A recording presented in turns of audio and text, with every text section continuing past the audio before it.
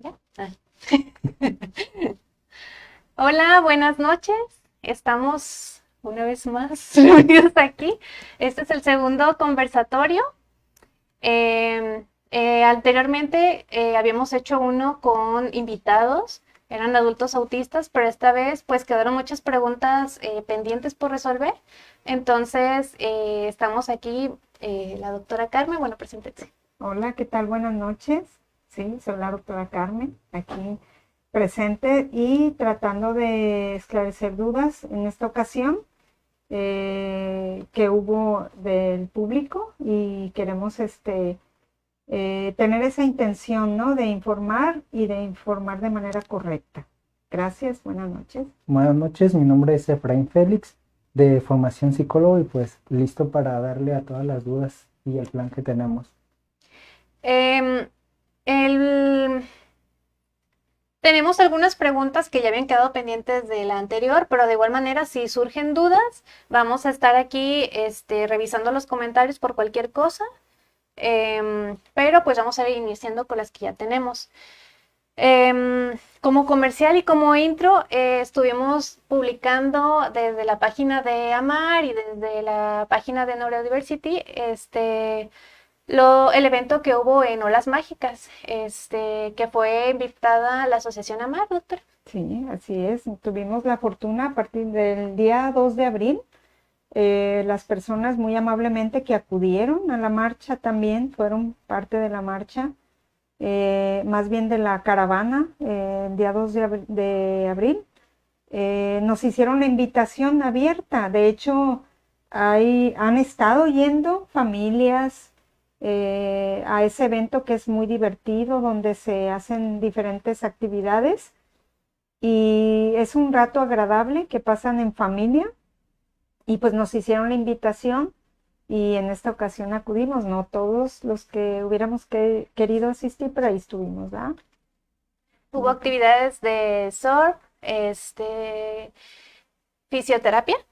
Fisioterapia, hubo también, ¿puedes continuar? Es Pues que quiero... estuvieron realizando pinturas los chicos y también estuvieron organizando por ahí con, ay, no recuerdo el nombre, eran sobre los animales marinos del Museo de San Blas. Ah, excelente. Sí, pues lo bonito es que hay convivencia, que conocen los lugares y las personas que dedican tiempo a hacer este tipo de actividades que son, nos ayudan no nada más a distraer, a convivir y también a pasar un rato agradable, ¿verdad? Conociendo nuestro lindo Nayarit, ¿verdad? En las playas. Ok, y bueno, retomando el tema por el que estamos aquí, vamos a empezar con el de diagnóstico, pero también vamos a tener el tema de redes de apoyo, vamos a tener el tema de eh, y mitos que nos habían estado llegando tanto en la página como dudas directamente desde los papás. Una de las preguntas con las que habíamos iniciado era cómo nos damos cuenta, en qué nos basamos y demás. Y también nos habían sugerido que pudiéramos iniciar con nuestra experiencia, usted como mamá, de cómo se percató de una niña y yo desde este lado de cómo pude darme cuenta con un papá ya pues adulto. Aunque se dio cuenta usted, ¿verdad? Pero bueno. Sí. No, está bien. Sí, es importante porque eso, bueno, nos enriquece en información y sobre todo el compartir experiencias, ¿verdad? Nos ayuda de alguna manera a sobrellevar de manera, más bien con información que sea, vivida desde las familias, desde los cuidadores y también, obviamente, lo mejor es desde la primera persona, ¿verdad? Cuéntenos, doctora. ¿Cómo fue su experiencia como mamá? Háblenos Híjole, como mamá y se no nos como va a doctora pasar. ahorita. No, claro que sí. Bueno, fue de alguna manera, no sé, a lo mejor los conocimientos que hubiera tenido de medicina, del desarrollo de los niños y todo eso me ayudó a mí a saber que mi hija, aunque se estaba desarrollando, veía ciertas cosas que no estaban del todo dentro de los parámetros, ¿verdad?, del desarrollo, y que de alguna manera me ayudó a buscar a las personas y los profesionistas correctos y adecuados. Si bien es cierto que en medicina hablamos de esto, no te enseñan el autismo, ¿verdad? Espero que ya ahora la currícula de la Escuela de Medicina ya lo aborde un poquito más, pero no te decían de esto. Entonces yo veía que mi hija hacía cosas que otros niños no hacían, como lo que se denominan las habilidades inesperadas, ¿de acuerdo? Pero había cosas simples que no lograba, como el desarrollo, por ejemplo, motriz grueso, las habilidades de interacción social y las habilidades un poquito de adaptación. Entonces, cuando tú empiezas a observar esas cosas, yo en mi caso dije, a ver, ¿qué está pasando? Algo aquí no, ¿eh? Entonces empecé a ver, a estar lista, y hasta que acudí con una psicóloga. En la escuela también observaron, estuvo ella en maternal y maestras muy listas, observaron ciertas conductas y me dijeron, bueno, diagnósticos como en ese entonces era retraso, déficit de atención, con hiperactividad porque era muy activa, y bueno, yo como que no, hasta que fui con un neurólogo que es este maestro, y que él me dio la pauta de lo que sospechaba. Y ya me envió con las neuropsicólogas que trabajaron con mi hija, ¿verdad? Pero fue una búsqueda y se hizo el diagnóstico a los 4 años, pero las observaciones empezaron desde los 2 años, ¿no? Nada más que no se diagnosticaba todavía como tal. Y ahora, por ejemplo, nos traen un niño de 2 años y ya observamos, ¿verdad?, las conductas. Pues ahí ya ve que nos llevaron a este pequeñito desde los 11 meses. 11 meses, exactamente. Entonces, es ahí donde tú, evidentemente no vas a hacer un diagnóstico, pero sí vas a empezar a trabajar y a anotar los focos rojos, las alarmas que hay, y bueno, empezar a trabajar. Entonces, así fue a grandes rasgos, donde obtuvimos el diagnóstico y a partir de ahí sabíamos pues que tenemos que empezar a trabajar con él, ¿no? Ok.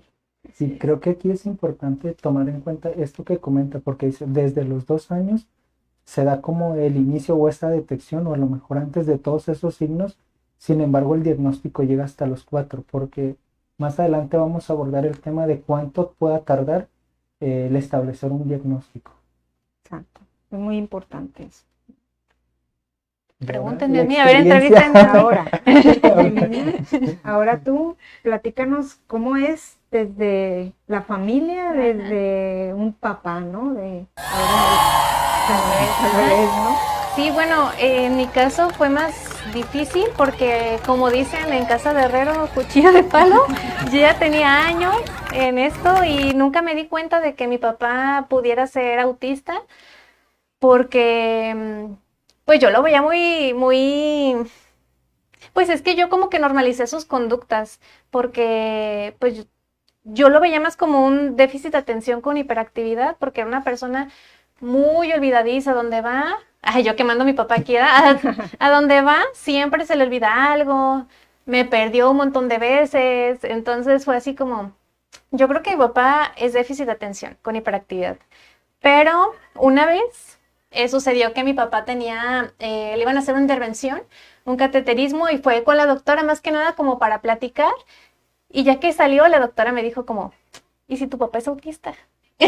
Y ya, pues nos pusimos a platicar y pues sí, ahí como que sacamos conclusiones, porque pues sí, mi papá no, si platica es como que cierra los ojos y te está contando las cosas, pero no te ve la cara.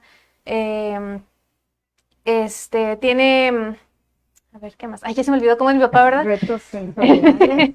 Sí, el retos tema de sensoriales, o Ujú. sea, él puede comer lo mismo siempre, se fatiga cuando habla, o sea, puede estar socializando, jajaja, jiji, ser la persona más graciosa del mundo, y luego va, se acuesta y dura ahí horas así regulándose de que nada más escucha que está haciendo respiraciones ahí acostado en el cuarto porque se fatiga de estar socializando.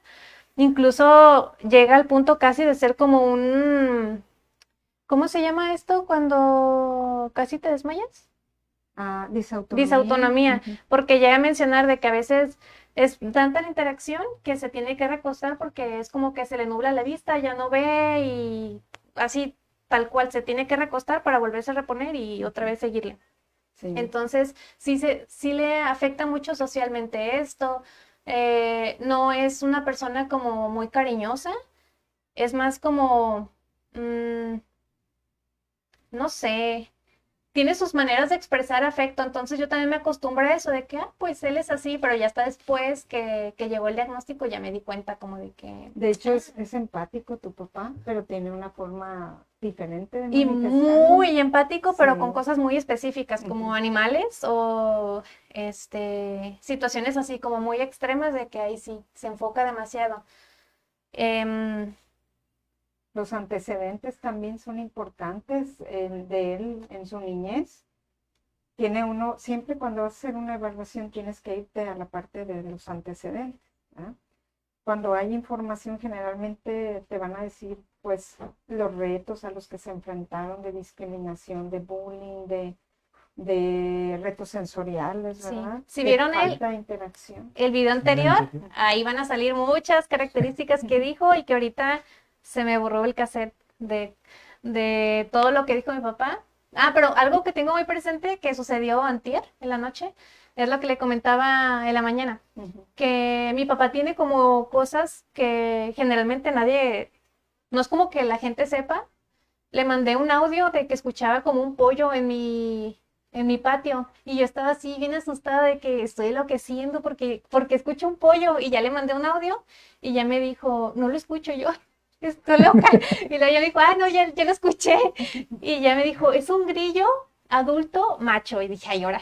O sea, como que La da cosas, descripción.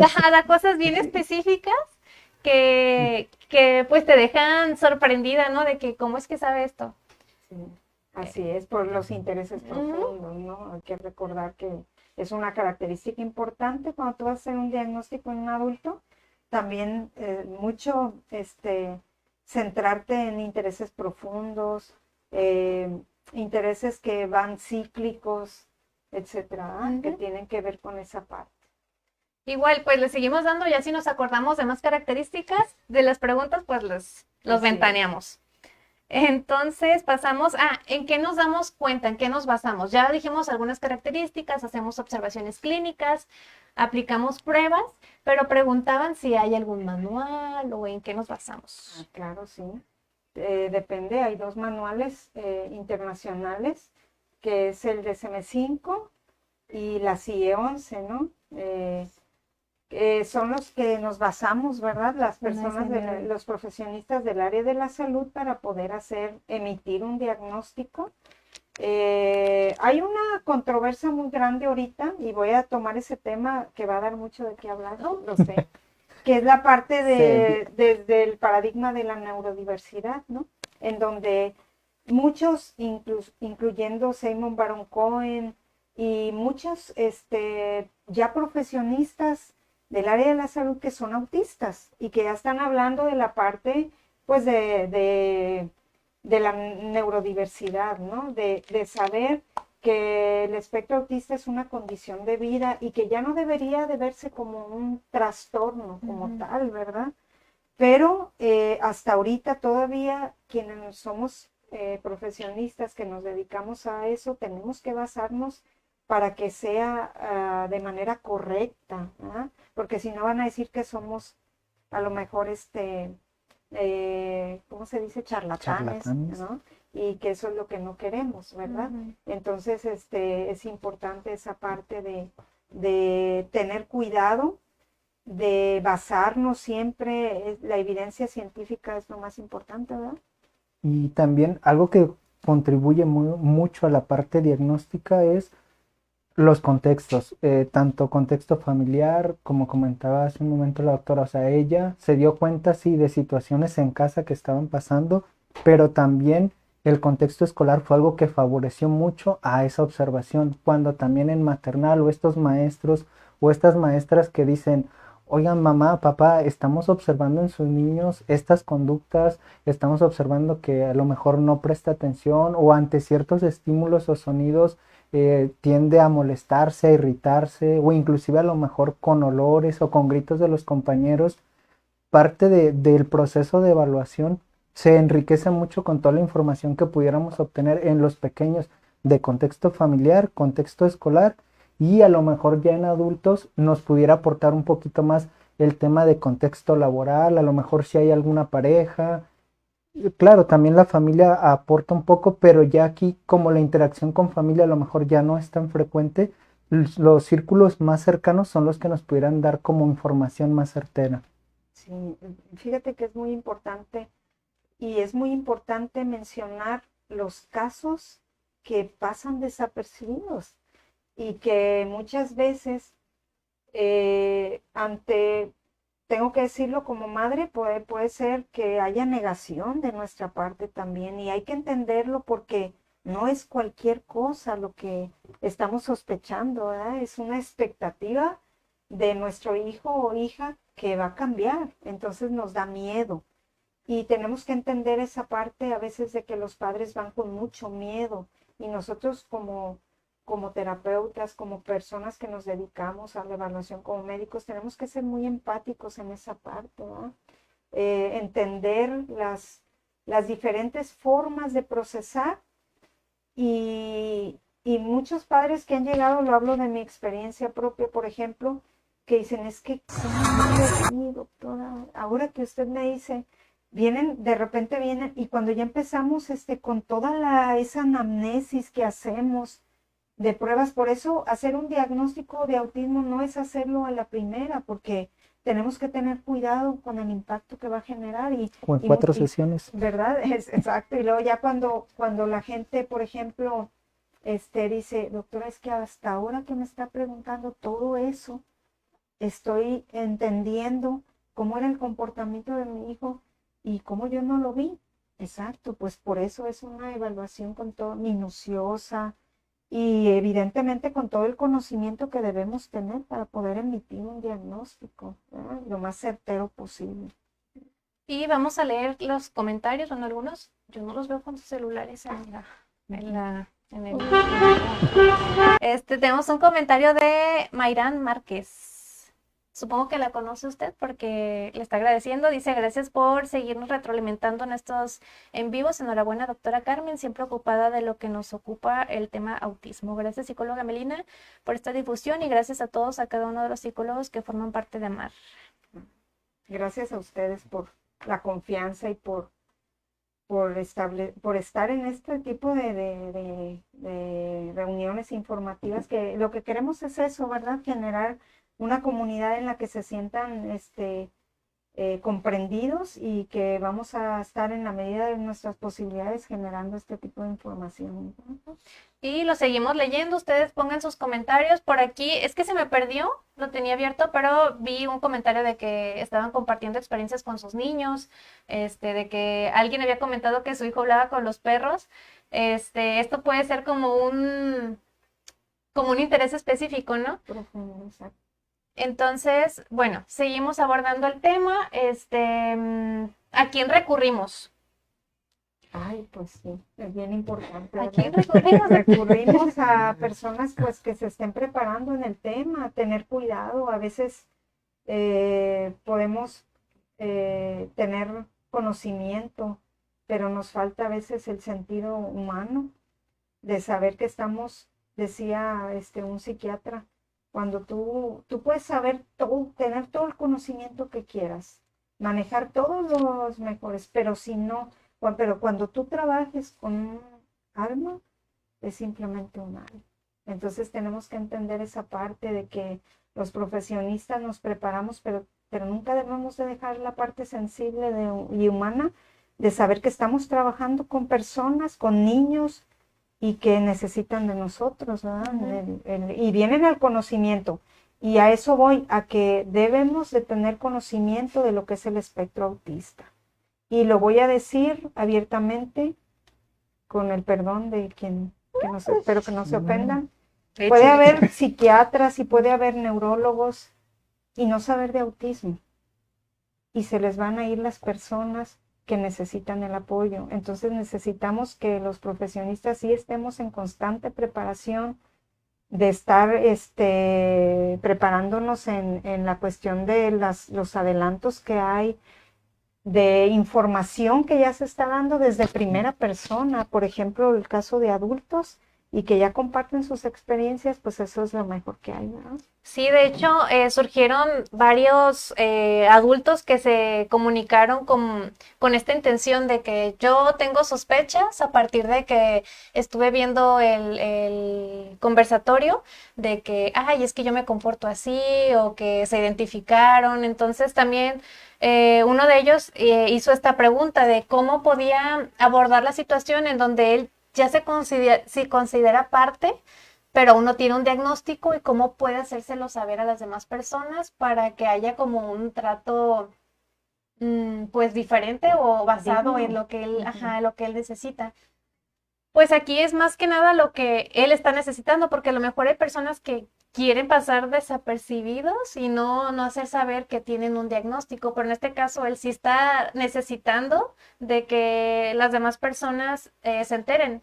Entonces, si quiere que las demás personas se enteren es porque tiene alguna necesidad de la familia, de sus amigos, de algún trato de que a lo mejor me molesta que mi familiar siempre me esté cambiando la rutina, de que me molesta que en mi trabajo pase esto. Entonces, sí es importante un diagnóstico para que puedan hacer como los debidos ajustes en un trabajo, porque se tienen que hacer, no nada más en una escuela. Sí, porque es bien importante, luego vienen los capacitismos y toda esa parte. De hecho, vamos a hablar ahorita. Sí, y también es bien importante, por ejemplo, eso que tú dices, esa necesidad que nace de la persona es de que la primera barrera siempre va a ser la familia. Y yo, por ejemplo, siempre lo he vivido, sí les comenté en alguna ocasión, mi hija es inflexible en la hora, por ejemplo, de sus alimentos. No la quiero normalizar. Voy a poner ese ejemplo. Yo respeto sus horarios, respeto, pero tengo que generarle como red de apoyo familiar que ella tenga la capacidad de adaptarse en ciertas circunstancias, ¿verdad? Y lo he tenido que ir trabajando con ella, por ejemplo, cuando tenemos un evento de este tipo que tiene que estar ella o algún evento de su escuela, X cosa, siempre ella, ok, mamá, voy a ir y por esta ocasión voy a flexibilizarme. Esa es la herramienta que necesitamos trabajar con ella. Yo no la quiero normalizar. Yo respeto que ella tiene sus horarios, yo respeto que ella, por ejemplo, su alimentación la cuida, es vegana, pero le doy herramientas para que ella tenga la capacidad de adaptarse, porque si no, eso tarde o temprano, en algún momento, la va a desregular, ¿verdad? Y eso es lo que no queremos con ellos, ¿no? Sí, hay un comentario aquí de mi tía que dice, buenas noches, saludos Melina, saludos doctora, desgraciadamente si hay charlatanes, nosotros lo vivimos en el recorrido que iniciamos desde que mi hija estaba en preescolar, el Asperger era algo nuevo y no sabía, ay, se me movió, y no sabía, pero decían que sí, incluso quisieron vendernos tratamientos tipo Herbalife, que hoy me da risa recordar, pero sí hay quien caiga por la esperanza de ver mejoría en su familiar. Sí, de hecho, al final vamos a hablar de este tema de los mitos. ¡Ay! Se me pasó decir algo. Vamos a regalar vamos a regalar una sesión gratis. Entonces vamos a dar una palabra clave. Vamos a dar dos, una ahorita y una al final. La primera palabra es solecito. La primera persona que la mande a mi página, es la página de Neurodiversity, porque veo que han sido compartidos en otros perfiles. Esa palabra que aparece ahí. Y al final voy a dar otra. Entonces, ya que mande las dos palabras clave, ya esa la primera persona es la que se va a llevar la sesión gratis. Pero bueno, retomando el tema. Regresando al tema de los Ya charlatanes. salió el solecito. Creo Sí. que ahí también me gustaría agregar algo porque juega mucho o juega un papel muy importante esta parte que decíamos hace un momento, el tema de yo como papá, como mamá, me doy cuenta de que algo no va bien con mi hijo y ya cuando estoy en el proceso de evaluación o estoy en este proceso de detección, voy a buscar lo mejor para él, tanto en atención médica, en cualquiera de las áreas que lo requieran, pero creo que sí es importante decir que al menos aquí en Tepic hay muchas personas que lucran con ello. Entonces, a partir de una necesidad de un papá por tener un diagnóstico, Sí. van haciendo el negocio de ello y creo que también es importante informar y parte de esto es el objetivo, o sea, informar a los papás de cuál es el proceso, de por qué si yo llego a lo mejor con un psicólogo, con algún otro profesionista y me dice, oye, no te preocupes, vamos a hacer 3, 4, 5 sesiones y después te voy a hablar del diagnóstico y hacen 6 sesiones, un mes, 2 meses y nunca se habla de un tal diagnóstico o a lo mejor al final se concluye en algo muy ambiguo que probablemente eran términos o diagnósticos que ya no están vigentes. Entonces va Atraso global correlacionado. del desarrollo. O por ejemplo que Desastre. pongan rasgos autistas, o Ajá. sea, no, puede haber una persona, sí lo entiendo, pero en un niño que tú estás evaluando y que es evidente, si tú tienes el conocimiento y las habilidades y las pruebas necesarias, tienes que hacer un buen diagnóstico y evitar esas ambigüedades que lo único que van a hacer es el atraso en la intervención, Pues mejor nada, ¿verdad? mejor nadota. Ahí iba a decir algo, ya se me olvidó. Ya me acordé. El mensaje es por privado, o sea, de que en el chat pongan, no, en el chat no, porque veo que están poniendo de que solecito, es por mensaje a la página directamente. Ya me llegaron. Okay. Es que estaba viendo que los estaban poniendo en el chat. Pero bueno, retomando, es que, ¿por qué se tardan unos más que otros en dar un diagnóstico? Es que unos sean menos autistas que otros y Pues, por eso más se tarden autistas. más o menos. Tener cuidado con eso. Porque digo, aquí tenemos el ejemplo, o sea, su Es hija sarcasmo, ¿eh? duró, su hija, ok. digamos que en teoría duró 2 años para dar el diagnóstico, pero pudiéramos decir el papá de Meli, o sea, ¿cuántos años? Duró más de 60 años Sí, para exacto. que le dieran el Y diagnóstico. evidentemente no se conocía, ¿verdad? Tengo personas, 70 años, adultos de 30, de 16, 20 y tantos, que fueron tardado el diagnóstico primero porque antes no se sabía tanto. Claro. ¿verdad? Incluso hay gente en la actualidad que dice que antes no existía el autismo y que pues no puede haber gente mayor de 20 años con autismo porque antes no existía. Así es. Entonces, obviamente que eso tiene que ver mucho con el conocimiento que ya se habla, ya sabemos, ya vemos profesionistas que pues nos ha tocado prepararnos porque la vida nos ha puesto en esto, ¿eh? Y lo que queremos es que lo que menos le batallen y que anden como, por ejemplo, a mí me tocó andar de un lado a otro en la incertidumbre de no saber, porque realmente en ese tiempo yo no sabía de espectro autista.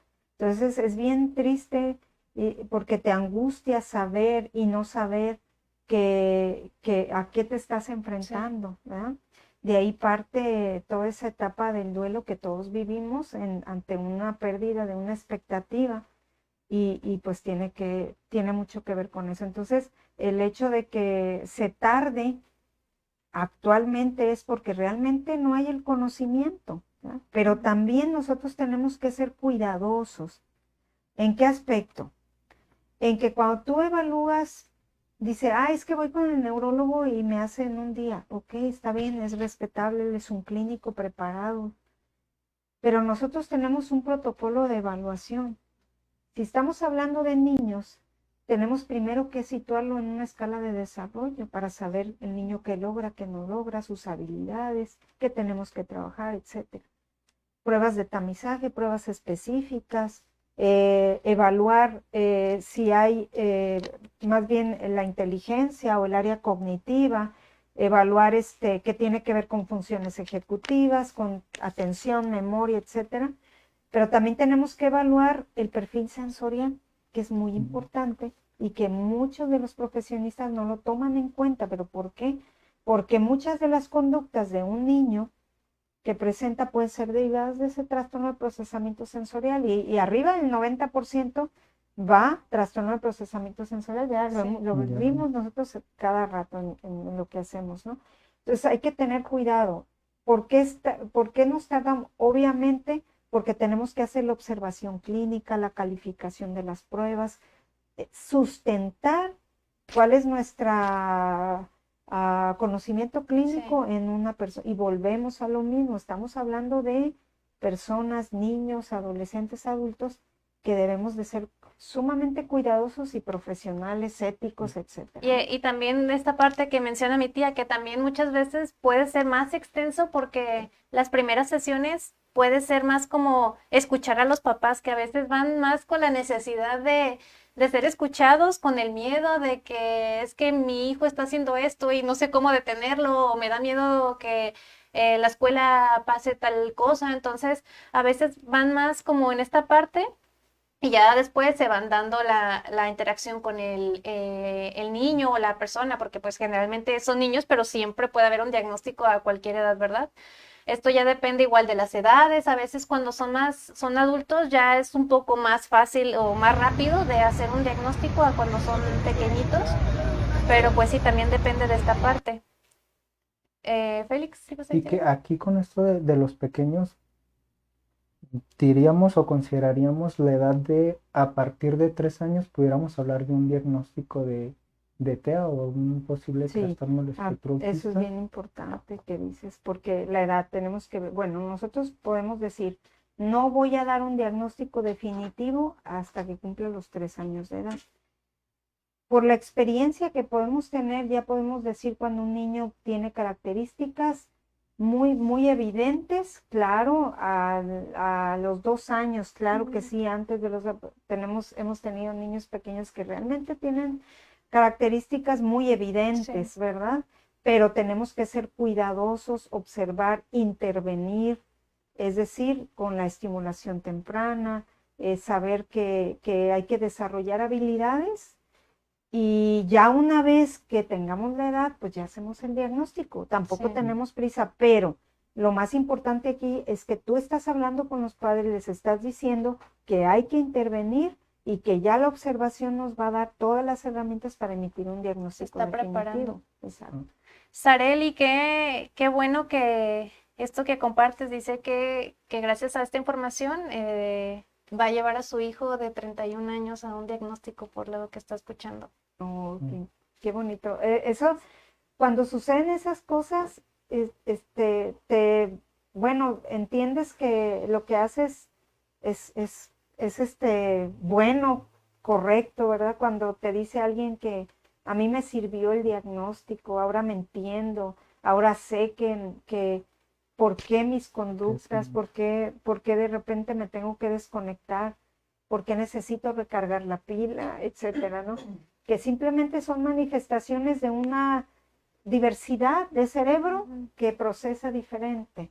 O cuando te dicen, por ejemplo, que traen al niño y que el papá dice, es que sabe que yo también tengo sospecha por todas las preguntas que me hizo, o la mamá. Y es bien común eso, Y que es bien siempre es el común. papá. Entonces, y que tú dices, es que yo lo noté, pero no dices nada por lo mismo, porque hay que respetar esa Sí. parte, ¿verdad? De un proceso de... O que ahí inclusive cuando llegan los papás, muchos hacen el comentario de, o la mamá, es que es igual a su papá, entonces por eso considerábamos que era algo normal. Normalizamos, ¿verdad? Las conductas, exacto. Y que estemos poniendo ejemplo el papá no significa que solamente sean los hombres, porque a veces también eso es un mito de que dicen, ay, pero es que si el hombre es el que transmite el autismo, pero no, eso es un mito. Y ese tema que tocas, Melina, es bien importante, las mujeres, es otra cosa. El hacer el diagnóstico en mujeres no se manifiesta como se manifiesta en los varones, Sí. aparte que ya vimos que hay un sesgo, ya lo comentamos, ¿verdad? La otra vez que hay un sesgo diagnóstico en las mujeres, les debemos como siempre y tenemos que prepararnos, estamos de hecho preparándonos en esa parte, tenemos esa capacidad de estar a la vanguardia en lo que está ocurriendo con toda esa parte del diagnóstico de sesgo en mujeres con adultas con el diagnóstico, incluso adultas porque llegan adultas con la necesidad, pero en niñas también se ve la diferencia. Necesita ser muy evidentes las características para que se equipare, ¿verdad?, a las pruebas que fueron hechas en varones, ¿no? Y ahí agregaría también otro comentario. Dentro del proceso de evaluación, tanto para hombres y mujeres, algo que puede hacerlo un poquito más prolongado es esta parte de muchas conductas encubiertas o el masking que maneje cada uno de ellos, y esos chicos o esas chicas que a lo mejor están en la línea entre sí, ¿no? Al momento de hacer las pruebas que decimos, oye, es que me apuntó, pero está en el límite. Entonces probablemente eso pueda también prolongar un poco más el tema de la evaluación. ¿Por qué? Porque implica también estar observando al chico o a la chica más detenidamente algunos aspectos conductuales, el contexto escolar, contexto familiar, regresar o indagar mucho esta parte de la historia de vida o historia del desarrollo, donde pudieran haber algunos detalles que se pudieran omitir y que probablemente pudieran ser también de alguna forma decisivos para el proceso de evaluación. Así es, totalmente de acuerdo. Es algo que tiene que estar relacionado con todos los contextos, y aquí nos están compartiendo de que pues las malas experiencias que han tenido en todos los contextos a los que se han enfrentado. Por ejemplo, aquí comparten de psicólogo, incluso de maestros, de que los niños llegan a decir como que la maestra no me quiere, cuando llegan los mismos maestros como a aislar el hecho de decir, sí lo incluí porque le puse una mesa ahí con cosas que le gustan y ya lo incluí. Entonces es muy importante que pues lleguen capacitaciones, que se preparen en cuanto a nivel educativo, porque cada vez van a estarse presentando más y más casos, y no van a ser los únicos niños que van a existir ahí en ese salón de clases, y tenemos que estar preparados para ello, porque no siempre vamos a poder tener a los niños ahí en la esquina, calladitos, con el material que le gusta, jugando con plastilina toda la hora hasta que salga, porque pues eso no es inclusión.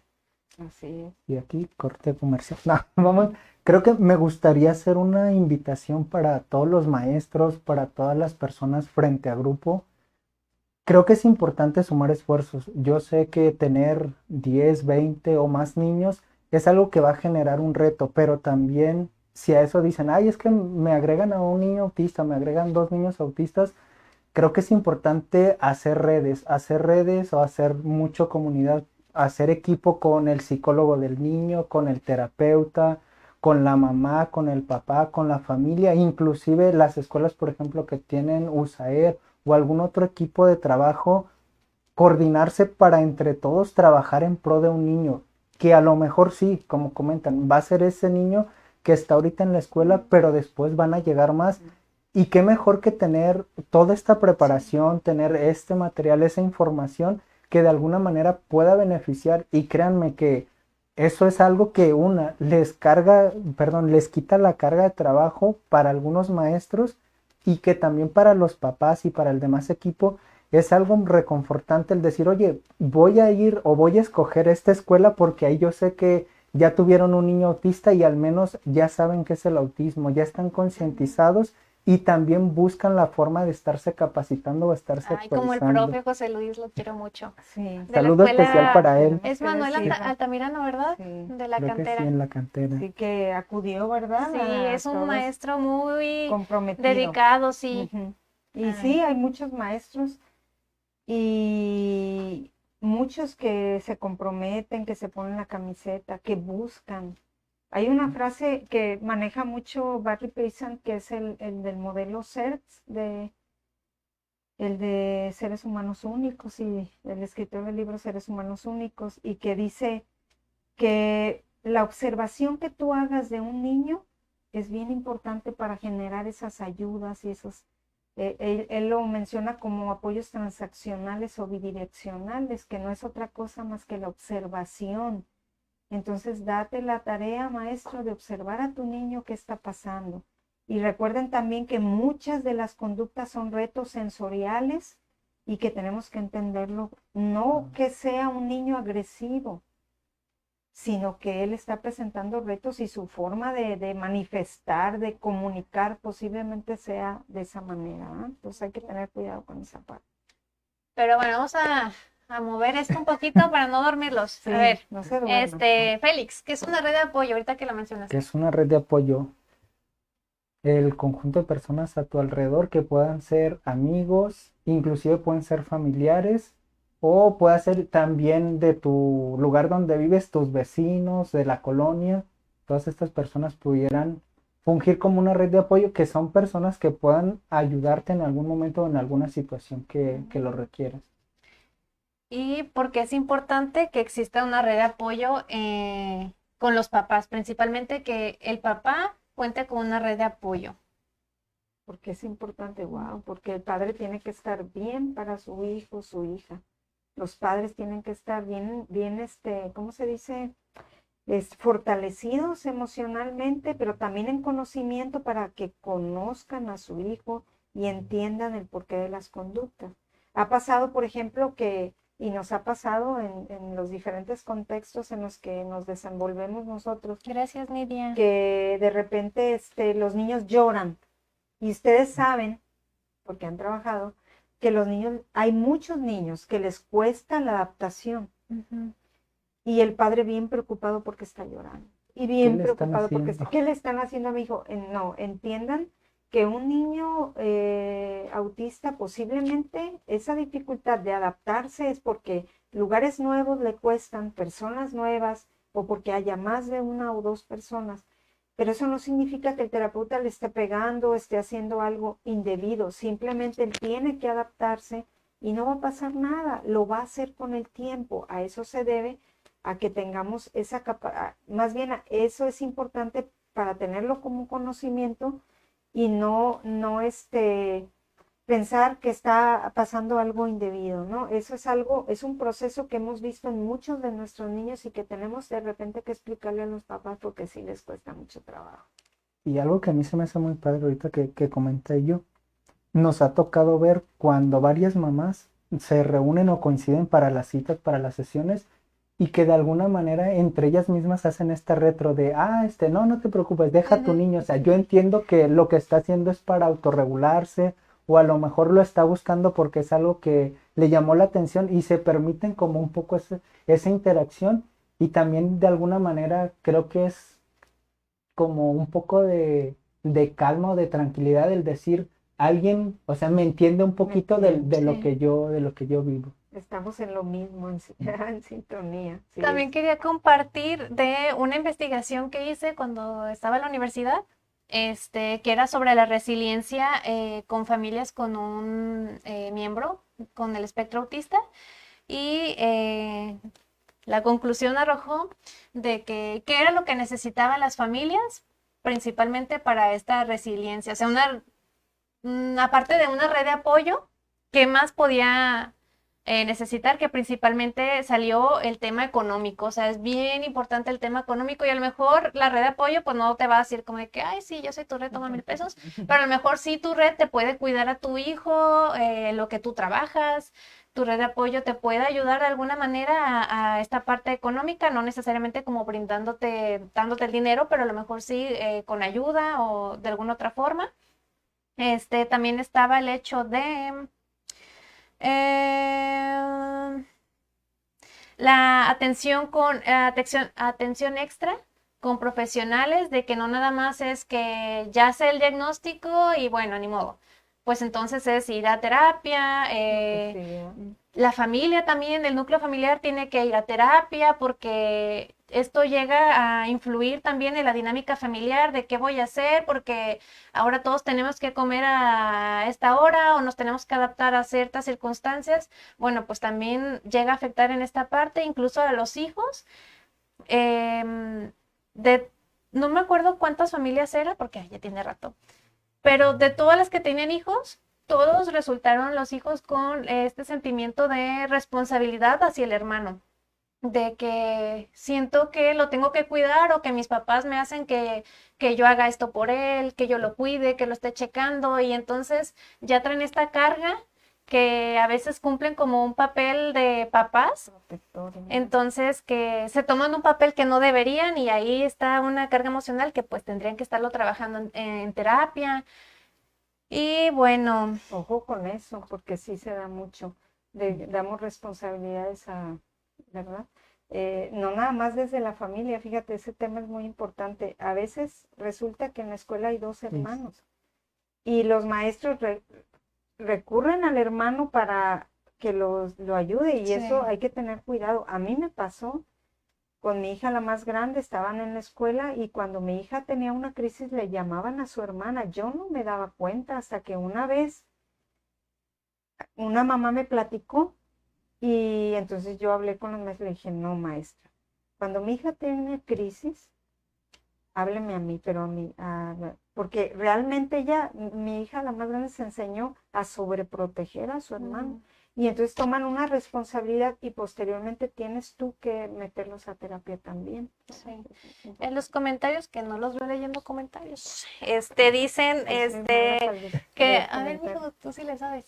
A las redes de apoyo, que es importante que el maestro conozca, que conozca al director, incluso la señora de la tiendita, quien hace el aseo, el vecino, porque pues se van a presentar situaciones, por ejemplo, ay, no me acuerdo cómo estuvo esto de que una mamá comentó que en la calle una vez iban como que a llamarle a la policía o algo así, porque la sí. niña estaba en crisis. Entonces es importante que los vecinos estén enterados y todo esto de que pues puede ocurrir una situación y luego no les anden echando ahí a la policía de que, ay, le están pegando o algo así. O sea, igual a vecinos cercanos no es como que pongan ahí una manta en su casa de que aquí hay un autista, sino de que pues sí, con su red de apoyo que sí puedan acudir a ayudar en ciertas situaciones. Así es. Saludos a Kenia, desde Bahía. Saludos, Kenny. Saluditos. Ay, sí, es cierto. Ok, y pues nos pasaríamos a las frases capacitistas. ¿Y por qué nos brincamos este tema? Porque tiene que ver con el tema familiar. O sea, nosotros como familia, ¿de qué manera podemos ayudar? Y un punto muy importante de cómo podemos ayudar, y así bien fácil, es evitar estas frases capacitistas. A ver, avéntate una. Son ejemplos, ¿eh? No se las está diciendo él. Bueno, las que hemos escuchado es que no parece que tenga autismo porque tiene familia. Ay, eso me lo robaste, ¿eh?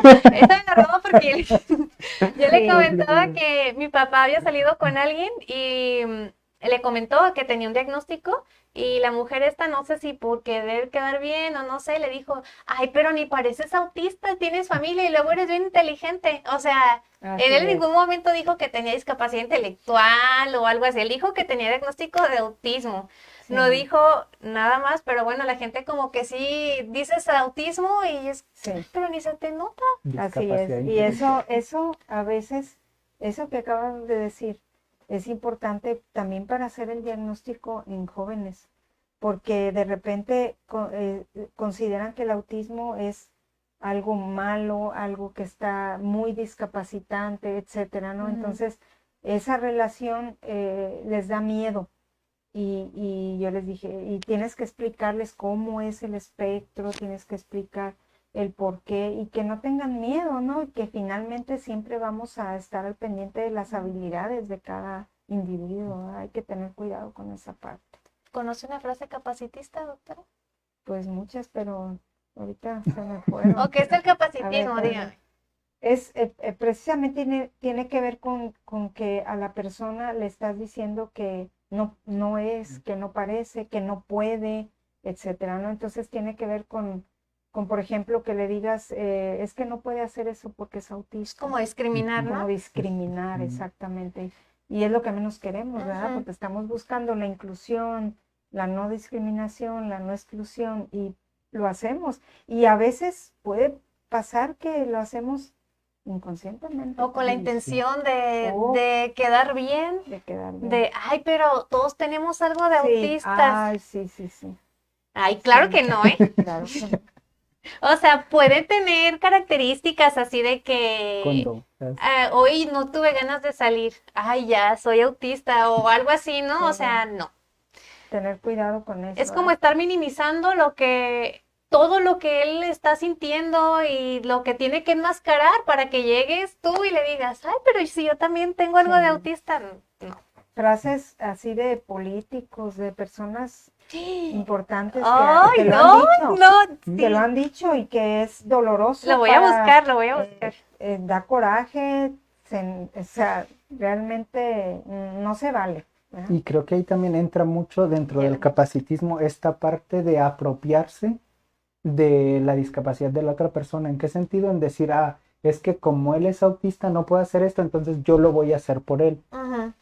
Pero ojo, creo que no es el objetivo ni tampoco es hacerlo de esta manera. Claro, si la persona requiere de algún apoyo, es muy diferente buscar la manera de adecuar esa ayuda para que esta persona pueda hacer esta actividad por sí sola. Pero el decir, ay, no lo hagas porque eres autista, yo Sí. lo hago por ti, Exacto. creo que sí, no.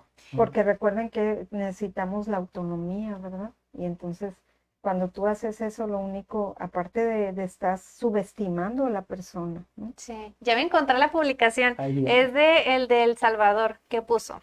Lo puso el día del autismo. Ah, no, días después, pero puso. Luisito es un niño con autismo. Llegó y me dijo, compré galletas Ritz. Las galletas Ritz son ricas, pero con queso. Le contesté, sí, pero porque las que no tienen queso no son ricas. En ese momento, él lo entendió, que yo estaba en su mundo y no en el mío, y me abrazó.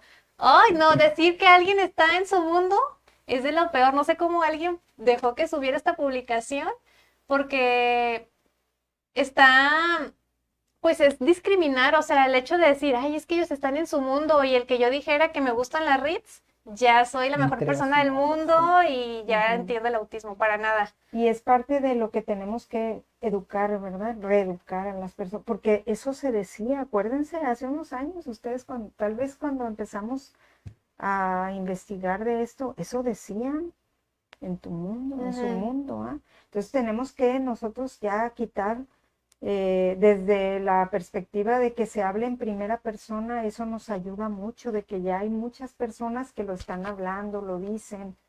Sí, por ejemplo, lo recuerdo que mi hija me decía, ahora, hasta ahora de adulta me decía, por ejemplo, es que si la maestra que me caía muy mal era porque Mm. hablaba bien fuerte y ella le dolían los oídos, no porque le molestara que la maestra gritara, era gritona, sino porque a ella le dolían los oídos. Entonces, lo que hacía era escaparse del salón. Entonces, desde conocer es como vamos a quitar ese tipo de comentarios Sí.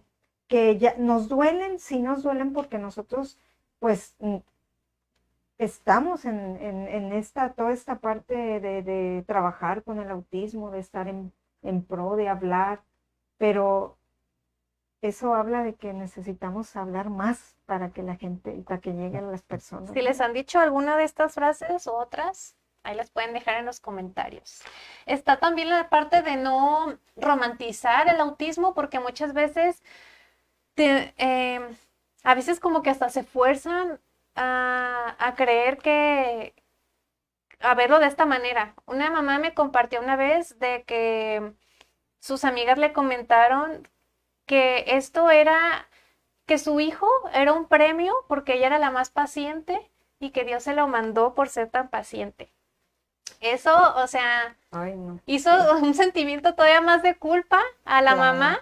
que hacer sentir bien ese tipo de comentarios. A mí me dijeron una vez, me dijeron, ¿cómo?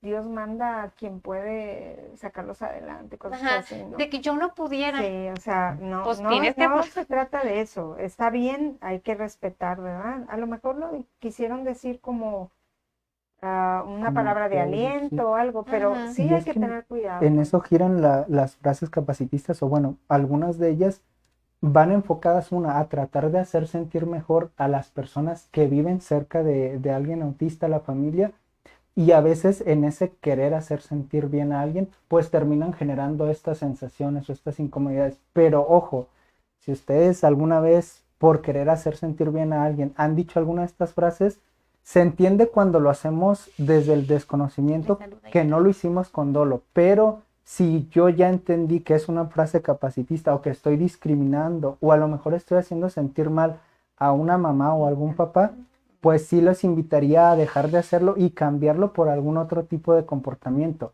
De igual manera, también para los papás o para las mamás que en algún punto se sienten ofendidas o incómodas, también es una invitación para que ustedes lo externen y no se sientan culpables por decir, oye, el comentario que hiciste me incomoda o me molesta, o sabes qué, la neta, mejor ahórrate tus comentarios, si no me vas a decir algo bueno. Sí, la verdad.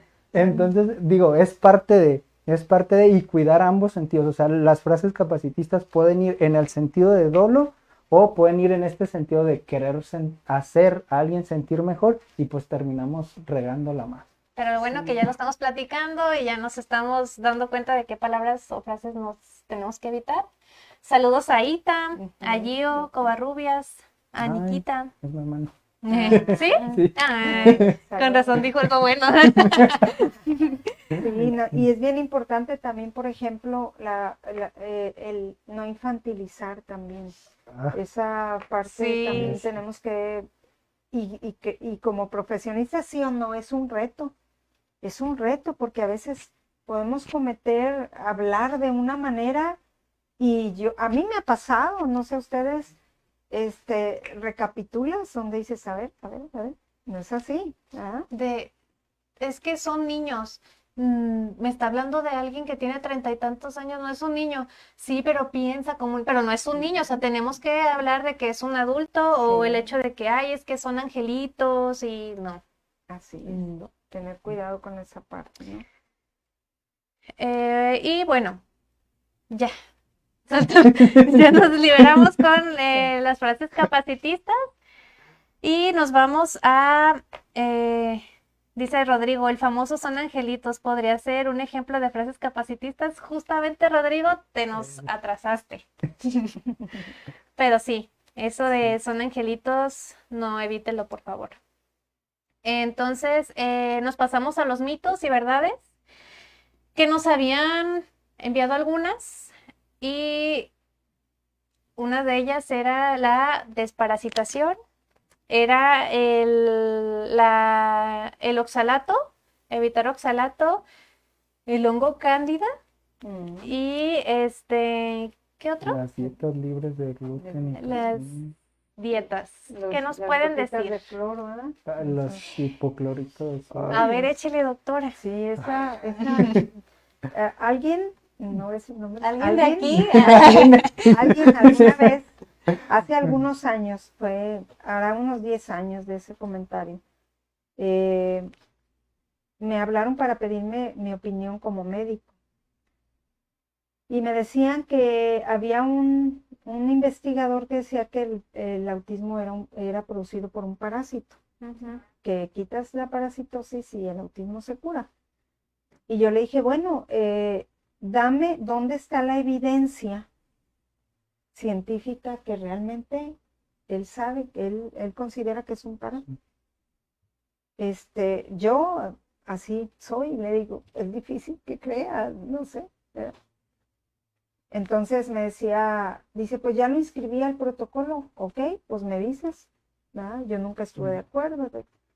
Pues hace más de 10 años de eso y su hijo sigue siendo autista. Sí, dice mi tía que estas gotas le quisieron vender. Mi Sí. prima tiene 23, me Así parece, es. no recuerdo muy bien. Sí. Gotas, desparasitaciones, lo de, por ejemplo, la quelación en algún momento, la quelación, también ¿Cómo la es eso de hacían, la quelación? le sacan sangre y hacen como algo ahí, no sé, y se la vuelven a poner. ¿Sabe qué tanto? Ah, sí, he visto. Y No, eso pero tiene otra es cosa. también, en un tiempo lo escuché yo, lo de las vacunas, ya saben, el autismo no es provocado por vacunas, eso está desechado, pero hay una comunidad muy grande de personas antivacunas que ocasionan daño, ¿verdad? Entonces, tener cuidado con eso, las dietas, extremas. Me pasó una vez que fuimos a dar una capacitación a Bahía precisamente saludos a Kenia porque sucedió en Bahía. Nos llevaban a dar estrategias para trabajar desde la familia y a mí me tocaba dar esa parte, ¿no?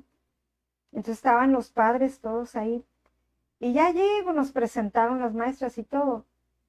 Y se levanta, cuando yo iba a empezar a hablar, se levanta un papá y me dice, espero, doctora, que usted no sea de las que vienen a decirnos que el autismo no se cura. Y yo me quedé ¿qué cree? y dije, bueno, estaba pensando, ideando qué contestarle sin ofender ni mucho menos, ¿verdad? Y empiezan las mamás. Ya sé a qué se refiere, señor. Se refiere a esta dieta, que no sé qué. Y entonces empezaron y una mamá sí le dijo, mire, señor, la doctora ni ha empezado a hablar.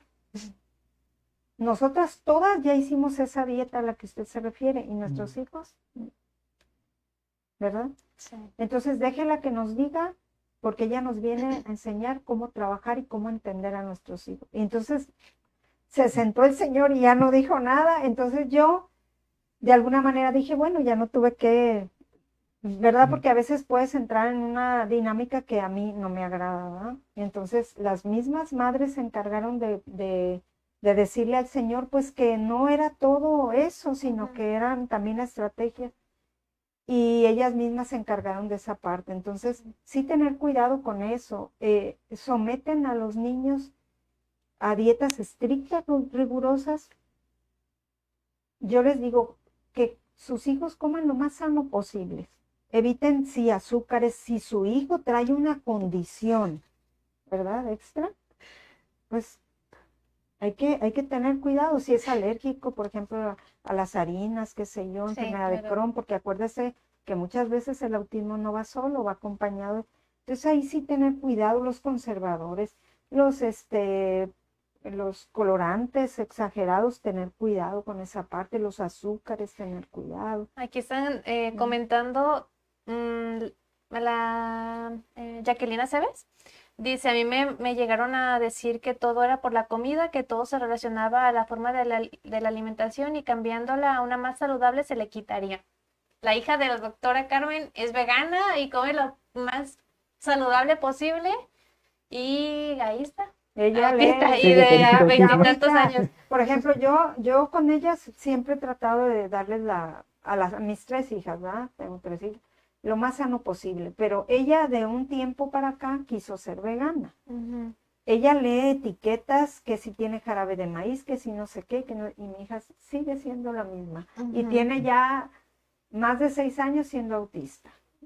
Siendo vegana, ¿verdad? Y sigue siendo autista. Entonces no cambia nada. Sí. O sea, realmente tampoco quiero ser así como Radical. Sí, radical. O sea, no, tengan cuidado, sí, lo más sano posible. Me refiero a evitar muchas conservadores, Uh-huh. cosas que sí nos pueden dañar a todos, no nada más a Sí. una persona autista. De que se los quiten y mejore, pues hasta yo me voy a sentir mejor porque pues era algo que me estaba afectando, ¿no?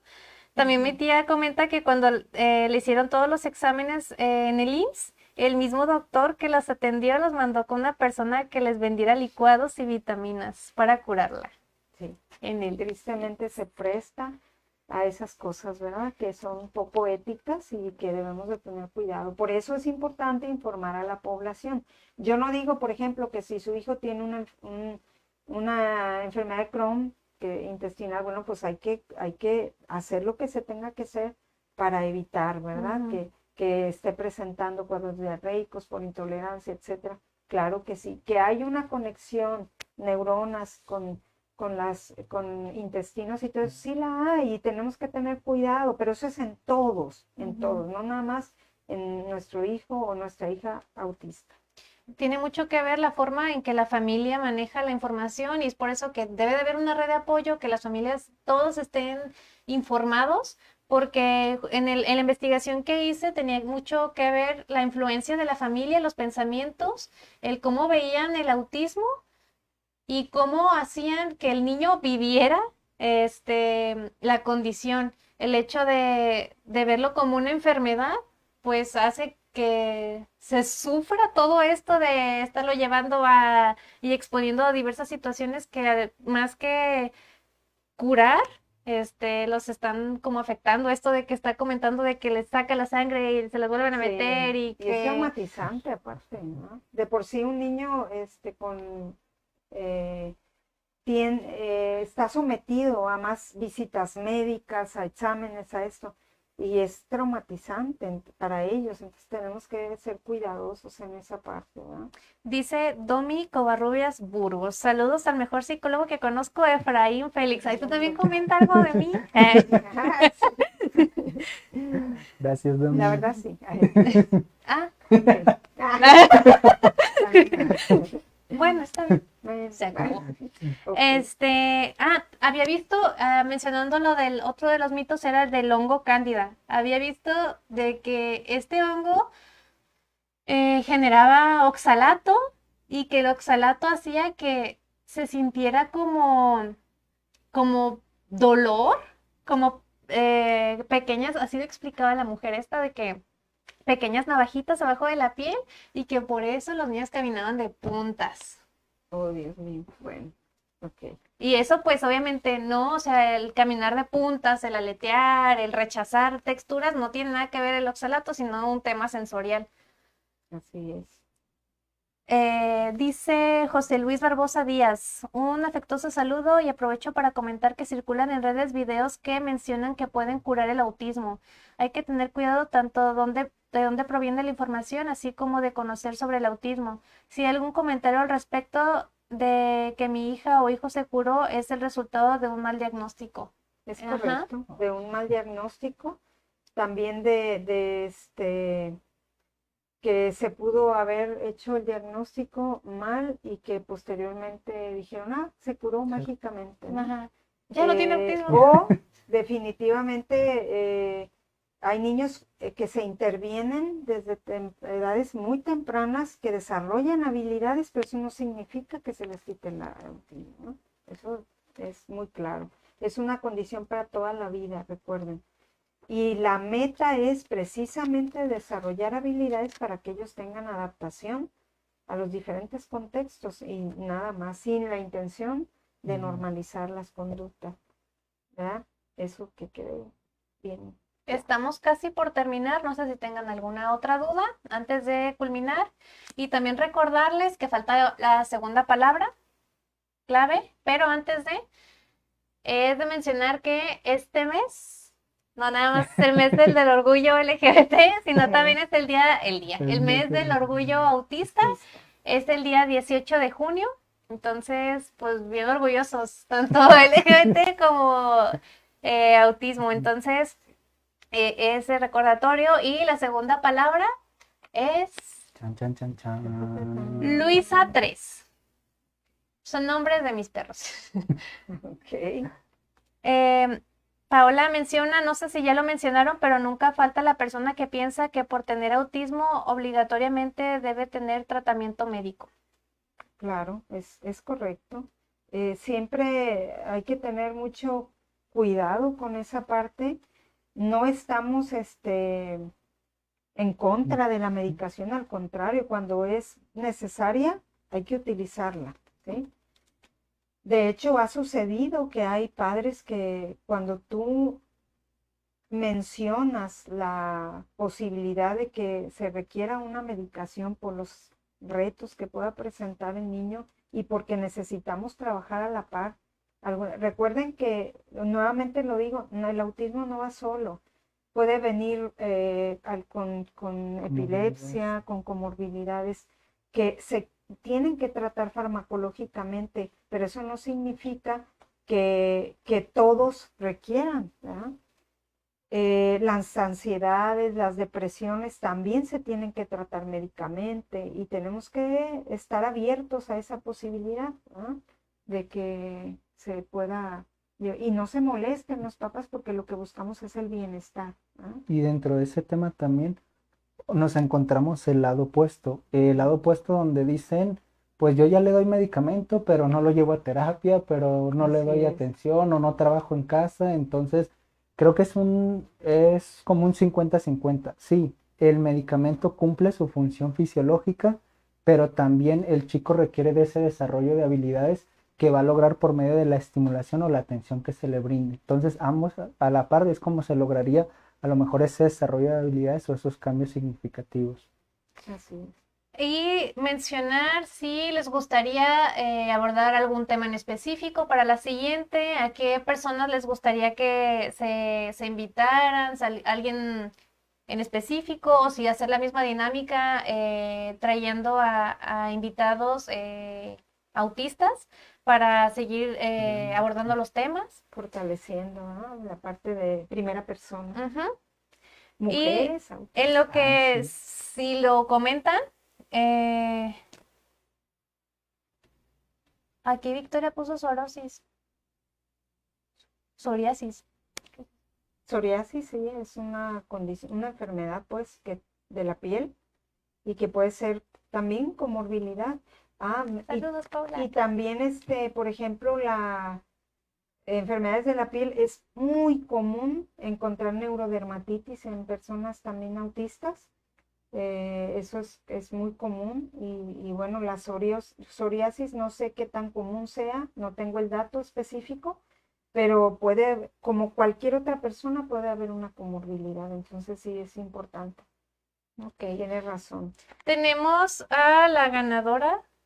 Le voy a acercar a la cámara para que no se vea que se hizo trampa.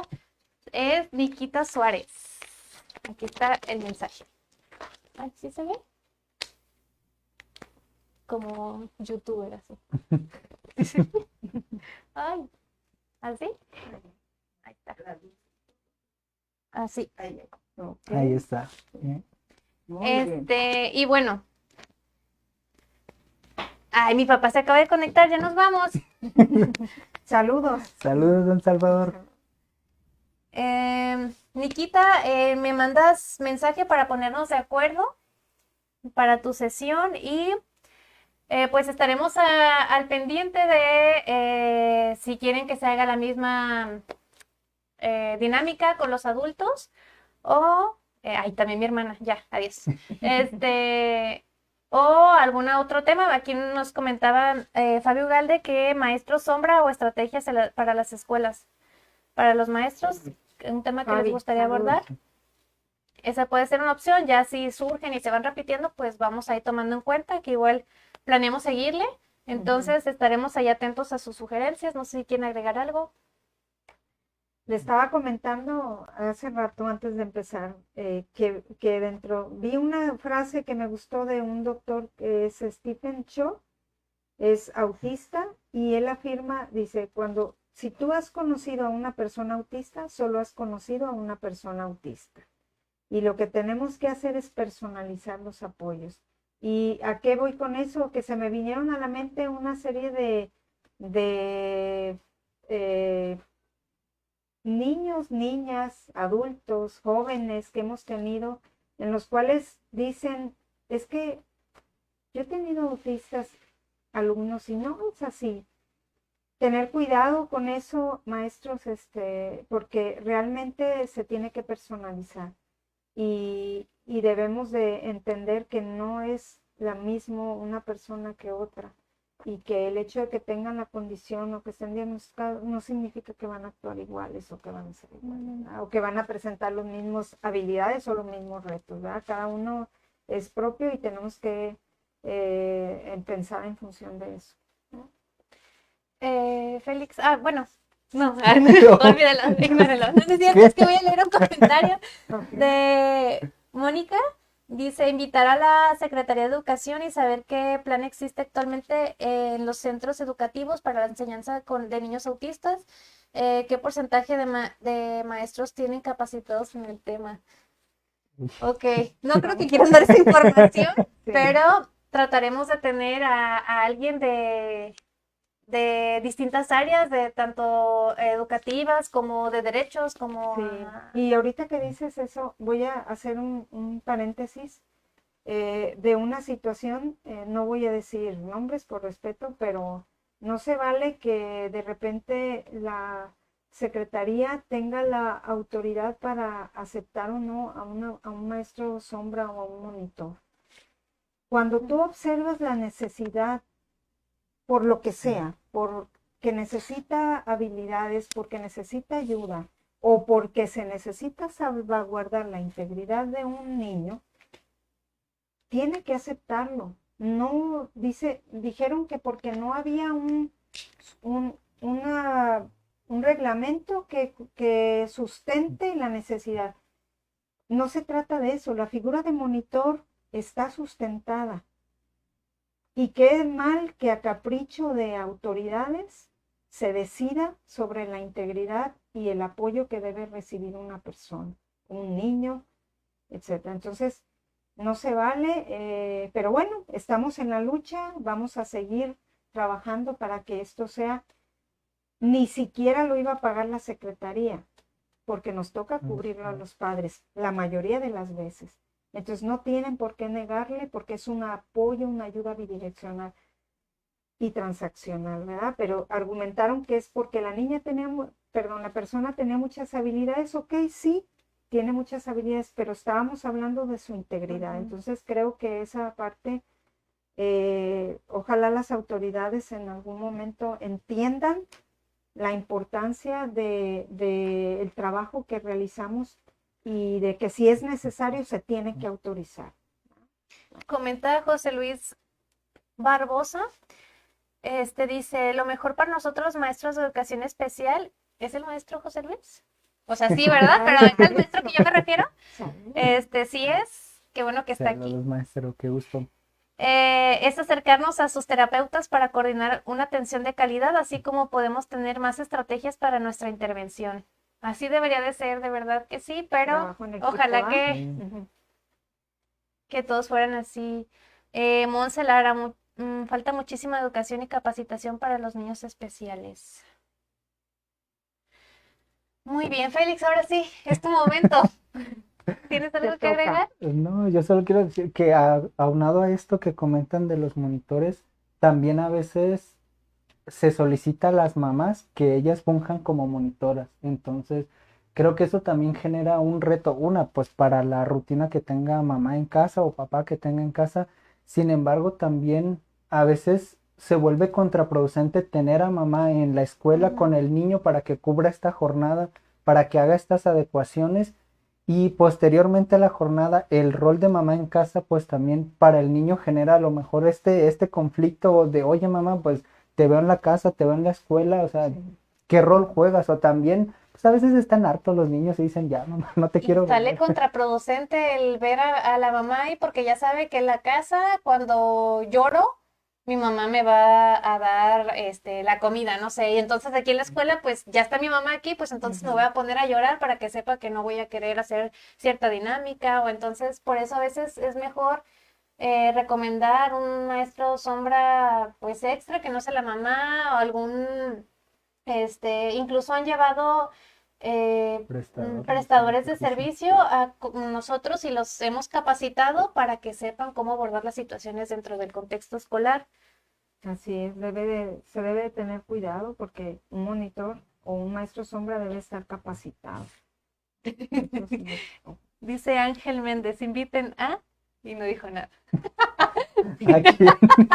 ¿A quién? ¿A quién? Y también a...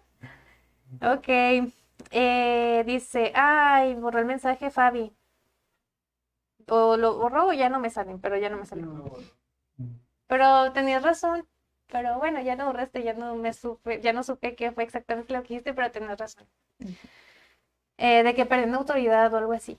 De tanto en casa como en la escuela, de que allá le tienen que hacer caso al maestro y luego que no, que a la mamá, y entonces ya no saben ni a quién hacerle caso. Así es, sí, hay que tener cuidado con esas. A veces no hay de otra, ¿verdad? Pero evitar en lo posible eso porque sí genera un conflicto. Acuérdense que estamos enseñando a nuestros niños las reglas que de repente, las claves que les cuesta a ellos entender y a veces utilizamos algunas estrategias que pudieran no ser tan favorables. Sí. Aquí nos hicieron una súper sugerencia que es Paola, dice, inviten al maestro José Luis para un vistazo desde el Ah. nivel Sí, lo vamos a escolar. invitar. Sí, Lo el vamos a próximo invitar. invitado es el maestro José Luis. Si está viendo esto, está invitado. Prepárese. Sí, maestro. Es más, está citado. Ya la invitación ya quedó atrás, ya la doy por sentada, lo vemos aquí próximamente. Sí, Por si abordamos este tema de la educación, sí sería bien interesante tenerlo aquí porque es admirable cómo el que vaya fuera de su horario laboral, que vaya a capacitarse cuando hacemos eventos y todo Sí. esto, wow, felicidades. sí, la verdad sí, es admirable, es de hablarlo y decirlo porque no todos lo hacen. Ujú. Muy bien, entonces, pues si no hay más por el momento, pues nos despedimos, les agradecemos por estar aquí, escuchándonos, leyéndonos. Bueno, leyéndonos, no, yo los leo a ustedes, ¿verdad? Entonces, pues seguimos en esto. Si hay más cosas que agregar, pues por mensaje nos lo hacen saber, tanto en la Asociación AMAR como en esta página. Dice el maestro José Luis, no le hagan caso, no saben lo que dice. No, maestro, Eso es ya un está sí. invitado, ni modo. Ya quedó, ni modo. ¿Sabe? Entonces, pues nos vemos pronto. No sé cuándo, pero nos vemos pronto. En la tercera emisión con el maestro José Luis, no se lo Ajá. pierdan. Sí, gracias por, Primer invitado del maestro José Luis. sí, gracias por estar aquí, por seguirnos y por hacernos preguntas, que eso realmente es lo que nos retroalimenta, ¿no? Gracias. Pues gracias a ustedes por la invitación también y por la participación. Y pues, Gracias gracias. a... Gracias Inviten a. Ay, No, es gracias a nuestro nuestro productor aquí. patrocinador. Ajá. Mi patrocinador, Sí, Daniel gracias. Alberto Esparza, se me olvidó tu primer apellido. Por tu tiempo, por tu equipo, por Conectados todo. Estudios. Conectados Estudios, que nos ha seguido en todas estas actividades, ¿verdad? En pro de saber más. Y pues ya, Gracias. gracias. Bye, bye. Gracias.